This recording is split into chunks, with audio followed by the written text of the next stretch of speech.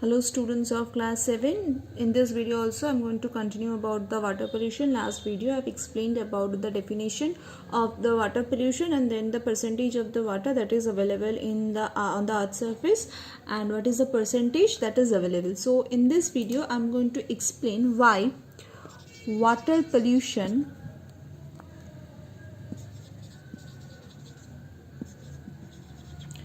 is regarded or referred to as the degradation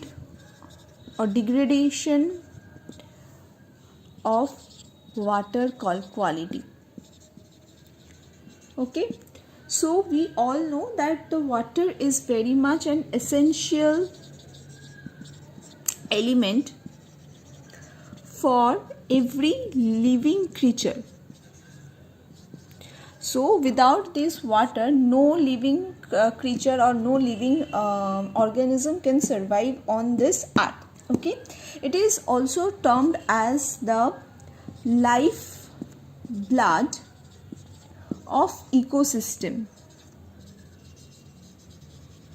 Means the livings or the living beings surrounding of the natural environment. So it is the lifeblood of the ecosystem, means whatever the living organisms are present on the earth's surface, taking the examples of any animal, human, plants, every living creature needs this water. So that is why it is known as the lifeblood of the ecosystem too. This fresh water is actually a renewable resource. What is this renewable resource?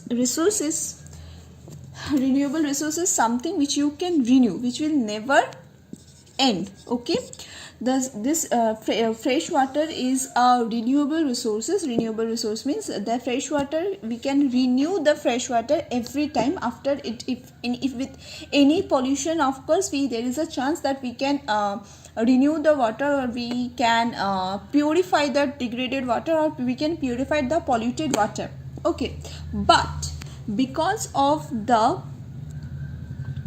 development of this industrialization, or the industrialization growth rate is so high, and also the population is increasing day by day, and as a result of that, what is happening, the quality of the water is also degrading.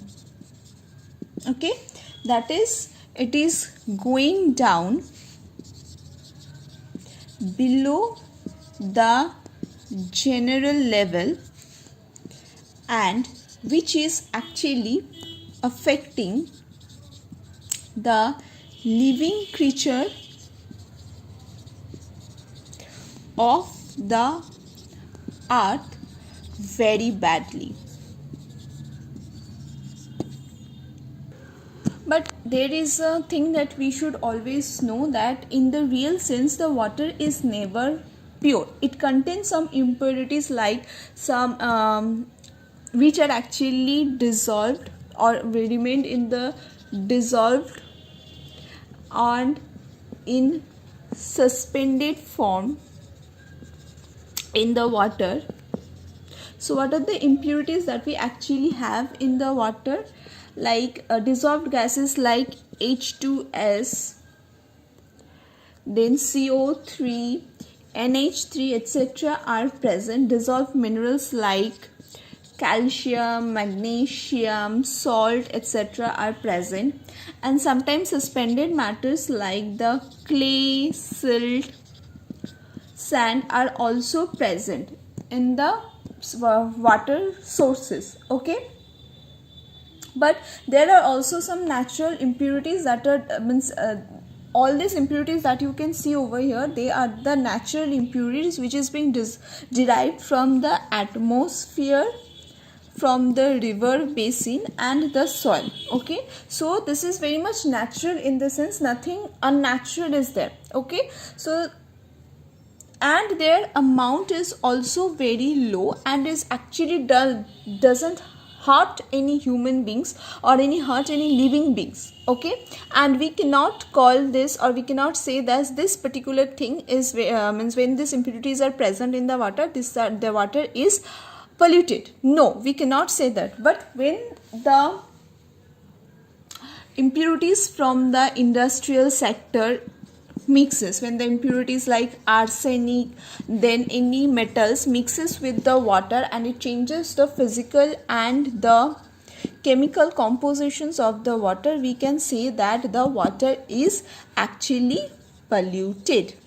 But when these impurities are present, we cannot say that water is polluted. Okay, but we can say once the water once the impurities from this industrial sector, then from the thermal power plants, pesticides, herbicides, like metals from the industrial sectors, arsenic pollution, all this occurs, or all this mixes with the water, it changes the physical and the chemical properties, and then we can say that the water is polluted and it is harmful for the human beings. Okay, so the polluted water is actually turbid in nature and it has got an unpleasant, bad smelling,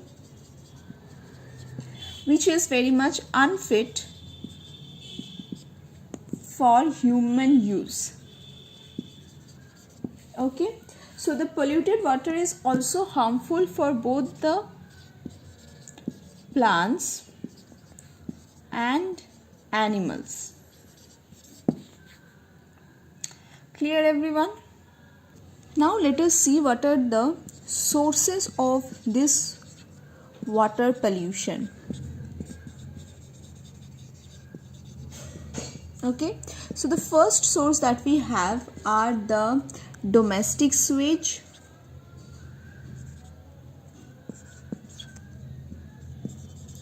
then we have industrial waste, then eutrophication, then radioactive waste,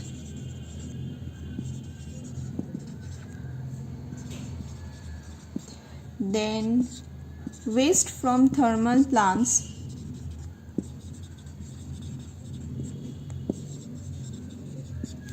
then pesticides and herbicides,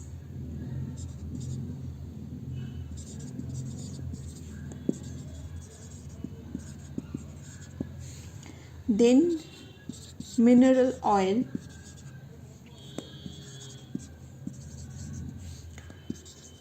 farmland waste. These are all the sources of the water pollution. Means all these sources are actually creating and causing the water to pollute. Okay, and all these reasons are responsible, or all these sources are responsible for the water pollution. So this is the end of this video. I'm going to continue with the next in the next video. So thank you, everyone.